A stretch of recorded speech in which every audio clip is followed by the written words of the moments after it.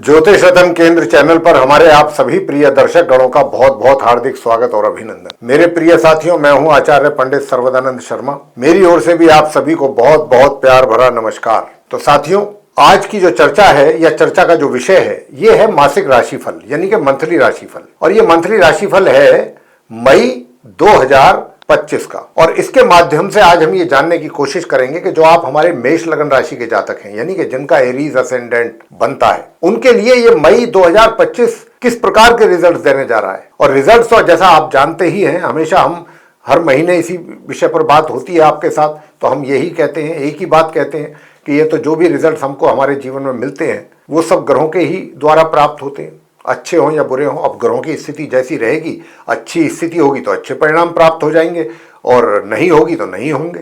तो इस मई के महीने में ग्रहों की स्थिति क्या कहती है, संक्षेप में इस पर भी नजर डालेंगे और जानेंगे कि कौन सा ग्रह ऐसा है कि अपना राशि परिवर्तन भी कर सकता है, और करेगा तो कौन सा ग्रह करेगा, इसके विषय में भी बात करेंगे। तो आइए, सबसे पहले आपको बताना चाहेंगे कि ठीक मेरे पीछे स्क्रीन पर एक चार्ट डिस्प्ले हो रहा है, और ये जो चार्ट है ये आप मेष लगन राशि के ही जातकों का चार्ट है जिनका एरीज असेंडेंट है। और इस चार्ट में ग्रहों की स्थिति को बहुत स्पष्ट रूप से दर्शाया गया है, कौन सा ग्रह किस राशि में, किस हाउस में, किस ग्रह के साथ संबंध बना करके बैठा है या फिर अकेला बैठा है या नहीं बैठा है। किसी घर ऐसे भी हैं, कुछ घर जो खाली भी हैं, और इन्हीं ग्रहों में से ही कोई एक आध ग्रह ऐसे भी हैं जो अपना राशि परिवर्तन भी करेंगे। एक दो ग्रह कुछ होंगे जरूर, तो उसकी भी जानकारी आपको देंगे। क्योंकि साथियों, बात क्या है कि जब भी ग्रह अपना राशि परिवर्तन करता है तो उसके रिजल्ट्स भी बदल जाते हैं उसी के अनुसार। ये जरूरी नहीं है कि जो आज रिजल्ट जो ग्रह आपको दे रहा है राशि परिवर्तन करने के उपरांत भी आपको वैसे ही रिजल्ट्स मिलते रहेंगे। हो सकता है बहुत अच्छे मिल जाएं, हो सकता है अशुभ रिजल्ट्स मिल जाएं। तो इन सब पर हमको एक अपनी पैनी नजर बना करके जरूर रखनी चाहिए, और समय पर अगर कोई ऐसा स्थिति है कि कोई ग्रह हमारे को फेवर नहीं कर रहा है तो उसका उपचार, उसकी रेमेडी हमें जरूर करनी चाहिए और हमें उसके अशुभ परिणामों से बचना चाहिए। तो साथियों, आइए सबसे पहले बात करते हैं चार्ट में। जो आप मेष लगन राशि का जातकों का ये चार्ट है जहां पर 1 नंबर लिखा है। जी हाँ, 1 नंबर जहां पर लिखा है वहां पर सूर्य और बुध दो ग्रह एक साथ संबंध बना करके बैठे हुए हैं। तो सूर्य जो है यहां पर माह के आरंभ से ही बैठे हुए हैं, मगर 14 तारीख को मई की ये यहां से निकलेंगे अपना राशि परिवर्तन करते हुए, और निकल करके ये अपनी शत्रु राशि वृषभ में प्रवेश करेंगे सेकंड हाउस में, और फिर ये माह के अंत तक वहां बने रहेंगे। अब बात करेंगे बुध की। तो बुध जो आप अभी उनको यहां पर लगन भाव में बैठा देख रहे हैं जहां पर 1 नंबर लिखा हुआ है यानी कि मंगल के घर में, मेष राशि में, तो ये शुरू से ही नहीं है यहाँ पर। ये साथियों 1 तारीख से 6 तारीख तक, पहले 6 दिन मई के, ये रहेंगे अपनी नीच राशि मीन में जहां पर 12 नंबर लिखा है, जहां पर आप राहु, शुक्र और शनि को एक साथ बैठे देख रहे हैं। तो वहीं से ही निकल करके आएंगे ये 6 तारीख को यहाँ पर जहां फिलहाल बैठे हुए। और जब ये यहाँ पर आएंगे 6 तारीख को उदित अवस्था में आएंगे ये यहाँ पर निकल करके, लेकिन यहाँ पर जब ये आ जाएंगे तो यहाँ आकर के ये 18 मई को अस्त हो जाएंगे मेष राशि में। और 23 तारीख को ये फिर अपना राशि परिवर्तन करते हुए यहाँ से भी निकल करके ये अगले घर में जाएंगे जहां 2 नंबर लिखा है, जो इनकी मित्र राशि है शुक्र की, और वहां पर इनको फिर सूर्य देव का साथ मिलेगा माह के अंत तक। तो साथियों, ये स्थिति सूर्य बुध की है। बात कर लेते हैं गुरु बृहस्पति की। गुरु बृहस्पति जो अभी अपनी शत्रु राशि वृषभ में सेकंड हाउस में बने हुए हैं माह के आरंभ से, ये 14 मई को अपना राशि परिवर्तन कर रहे हैं, और ये यहां से निकल करके अपनी, एक तरीके से मैं यही कहूंगा कि जो मिथुन राशि है थर्ड हाउस, उसमें इनका प्रवेश होगा। और ये भी इनकी शत्रु ही राशि है, इसको भी ये अपना शत्रु ही मानते हैं, बुध की राशि है। तो ये शत्रु के घर से निकल करके शत्रु के घर में प्रवेश होगा इनका, थर्ड हाउस में जाएंगे, सेकंड हाउस से निकल के मार्गी और उदित अवस्था में, और पूरे महीने यहां पर बने रहेंगे। ये है बृहस्पति की स्थिति।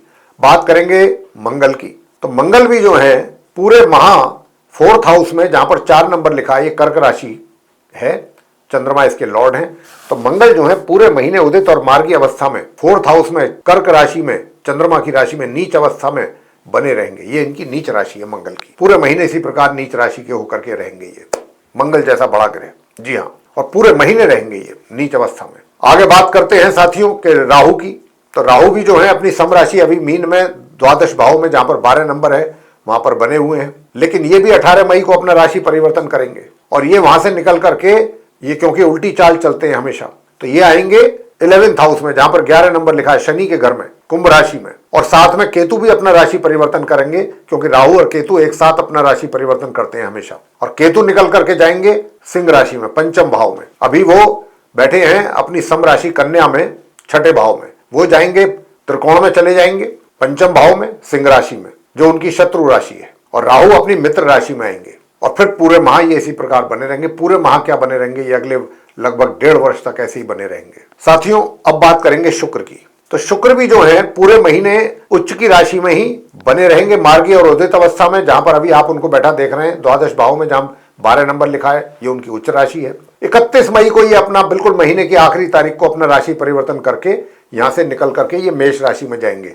अपनी सम राशि मेष में, जहां पर 1 नंबर लिखा है लगन भाव में। और साथियों, शनि अकेले रह जाएंगे फिर उसके बाद, 31 मई के बाद शनि यहां पर बने रहेंगे अपनी सम राशि मीन में, मार्गी और उदित अवस्था में। तो यह स्थिति ग्रहों की है इस महीने। और जब ये स्थिति रहेगी 18 मई को, जैसा मैंने कहा कि ये राहु इधर आ जाएंगे कुंभ राशि में, केतु चले जाएंगे सिंह राशि में, और फिर उसके बाद ये लगभग 1.5 वर्ष तक बने रहेंगे राहु और केतु अपनी इन्हीं राशियों में ही, एक शत्रु में एक मित्र राशि में। तो अब ये किस प्रकार के रिजल्ट्स आएंगे, तो देखिए ये काल सर्प योग भी बन रहा है, अभी भी बन रहा है, और जब राहु केतु अपना राशि परिवर्तन करेंगे तब भी ये बनेगा काल सर्प योग। तो काल सर्प योग जो बनता है, तो इसमें कोई ज्यादा विशेष परेशान होने की आवश्यकता नहीं है, घबराने की आवश्यकता नहीं है कि काल सर्प योग कुंडली हो गई। बहुत लोग डर जाते हैं, लेकिन हम यही कहेंगे कि डरने की, परेशान होने की, निराश होने की आवश्यकता नहीं है। काल सर्प योग होता है व्यक्ति से मेहनत करवाता है। जब तक आप मेहनत करेंगे नहीं तब तक आपको सफलता प्राप्त होगी नहीं। बस यही इसका आप अच्छा फल समझें अपने तरीके से, या इसका अशुभ प्रभाव समझें। तो साथियों, ये तो रही ग्रहों की स्थिति। अब आगे बात करते हैं सबसे पहले आपके करियर को लेके, कि इन ग्रहों की स्थिति के आधार पर आपको अपने करियर में किस प्रकार के रिजल्ट्स मिलने की संभावना रहेगी मई 2025 में। इसके बाद करेंगे धन की स्थिति को लेकर के, लाभ की स्थिति, धन के संचय की स्थिति कैसी रहेगी, यानी कि पैसे को लेकर के हालात कैसे रहेंगे, सुख सुविधाओं को लेकर के कैसी स्थिति रहेगी। इसके बाद बात करेंगे प्रेम संबंधों की, प्रेम संबंध आपके कैसे चलेंगे। उसके बाद वैवाहिक संबंध कैसे रहेंगे। उसके बाद पारिवारिक संबंध, फिर स्टूडेंट्स की बात करेंगे एजुकेशन को लेकर के उनकी, फिर संतान के विषय में बात करेंगे, और उसके बाद अंत में करेंगे स्वास्थ्य संबंधित चर्चा। और अंत में देंगे आपको बहुत ही सरल और आसान रेमेडी। अगर आप उन रेमेडीज को करेंगे तो आपको उसका बहुत ही अच्छा लाभ प्राप्त करेंगे आप। तो सबसे पहले बात करते हैं आपके करियर की। तो साथियों, आपका जो करियर है, आपको अपने करियर में मैं कह सकता हूं कि माह के आरंभ से लेके और माह के 18 तारीख तक कुछ अधिक परिश्रम करना पड़ सकता है, और रिजल्ट्स उसके अनुसार प्राप्त नहीं हो पाएंगे जितनी मेहनत आपके द्वारा की जाएगी। तो आपको मेहनत करने की बहुत आवश्यकता है, मेहनत करते रहिए, और ये ना सोचें कि मैं मेहनत कर रहा हूं लेकिन उसका कोई रिजल्ट तो सामने से आ ही नहीं रहा। रिजल्ट्स भी आएंगे, वो आएंगे आपको 18 तारीख के बाद से, 18 मई के। और आपको दूर दराज की यात्राओं पर भी जाना पड़ सकता है अपने कार्यों के सिलसिले में। ये यात्राएं अगर 18 तारीख के बाद होंगी तो आपको उसके बहुत अच्छे परिणाम सामने आएंगे। धन की स्थिति, अगर मैं कहूं कि धन की स्थिति जो है वो भी 18 तारीख के बाद ही अच्छी रहेगी। ज्यादा अचानक कहीं से धन की प्राप्ति हो सकती है, या फिर कहीं 18 तारीख के बाद, 18 मई के बाद कहीं पर अगर आपका पैसा अपना फंसा हुआ है, कहीं पर आप दे दिए हैं, वापस नहीं आ रहा है, रिफंड नहीं हो रहा है आपका पैसा आपके हो, तो 18 के बाद आप उम्मीद कर सकते हैं अचानक कहीं से धन की प्राप्ति का योग बनेगा।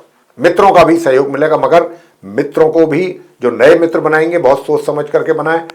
उसमें से कुछ मित्र ऐसे भी हो सकते हैं जिनका साथ आपके लिए अच्छा ना हो, तो बहुत सोच समझ करके अपनी मित्र मंडली में उन नए मित्रों को शरीक कीजिएगा, शामिल कीजिएगा, बहुत सोच समझ करके। इस बात को ध्यान में रखना है। बड़े भाई बहनों का भी जो सहयोग है वो भी माह के मध्य के उपरांत ही अच्छा मिलेगा। सुख सुविधाओं की बात कर लेते हैं, तो सुख सुविधाओं में कमी रहेगी, क्योंकि मंगल नीच के हैं, तो सुख सुविधाओं का लाभ लेने से वंचित रहेंगे या उसमें कमी रहेगी। और ये भी आपको बताना चाहेंगे मेष राशि के जातकों को कि प्रॉपर्टी से संबंधित लेन देन अगर ना करें तो अच्छा है, अन्यथा ये डील आपके लिए नुकसानदेह हो सकती है, क्योंकि मंगल यहाँ पर नीच अवस्था में बैठे हुए हैं। ये आपकी डील से आपको नुकसान पहुंचा सकते हैं। और साथियों, आगे बात करते हैं कि प्रेम संबंधों को लेकर के, कि प्रेम संबंध आपके कैसे रहेंगे। तो प्रेम संबंध आपके अच्छे बने रहेंगे पूरे माह, और आप अपने प्रेमी या अपने प्रेमिका के साथ कहीं दूर जाने का भी प्लान कर सकते हैं, घूमने का। उसमें भी आपका धन आपकी जेब से काफ़ी अच्छा खर्च हो सकता है, इसकी भी अच्छी संभावना है। एंजॉय तो आप करेंगे, लेकिन धन का भी व्यय काफ़ी अच्छा खासा होगा। और वो ऐसा होगा कि आपका बजट भी हिल सकता है उसमें। अब अगर हम बात करें कि वैवाहिक जीवन कैसा रहेगा, तो साथियों मैं बताना चाहूँगा कि चाहे आप पार्टनरशिप में कार्य कर रहे हैं या फिर आप वैवाहिक जीवन की बात करें, दोनों में ही परेशानियों का सामना आपको करना पड़ेगा। उसके लिए आपको उपाय करने चाहिए नियमित रूप से। अगर आप उपाय करेंगे तो आपका वैवाहिक जीवन सुखद रहेगा। इसके बाद बात करते हैं पारिवारिक जीवन की। पारिवारिक जीवन आपका अच्छा रहेगा। कब तक रहेगा? विशेष रूप से माह के मध्य तक। और माह के मध्य के बाद थोड़ा सा पारिवारिक सदस्यों के साथ आप एक तरीके से मैं कह सकता हूं कि भाई उनके साथ थोड़ा सा तालमेल में कमी रह सकती है। और लेकिन कहीं ना कहीं अगर आप मार्केटिंग से रिलेटेड हैं तो ये जो समय होगा माह के मध्य के उपरांत, उसमें आपको अच्छी सफलता मिल सकती है मार्केटिंग के लोगों को, या जो मोटिवेशनल स्पीकर्स हैं जिनका बोलने का काम ज़्यादा है, उनकी बात हो रही है। अब अगर मैं बात करूं एजुकेशन को लेकर के स्टूडेंट्स की, तो एजुकेशन को लेकर के ये महीना आपके लिए बहुत अच्छा रहने वाला है। मई के जो नॉर्मल एजुकेशन लेने वाले स्टूडेंट्स हैं उनके लिए बहुत अच्छा रहने वाला है। और माह के मध्य के उपरांत यानी कि 14 मई के उपरांत जो हायर स्टडीज करने वाले स्टूडेंट्स हैं उनको तो अद्भुत परिणामों की प्राप्ति का योग है। और धन की प्राप्ति के योग तो हम पहले ही बता ही चुके हैं आप मेष लगन राशि के जातकों को। तो अब बताना हम चाहेंगे कि संतान के द्वारा भी माता पिता को काफी अच्छे परिणामों की प्राप्ति का योग है। स्वास्थ्य की अगर हम बात करें, स्वास्थ्य मिला जुला आपका रहेगा।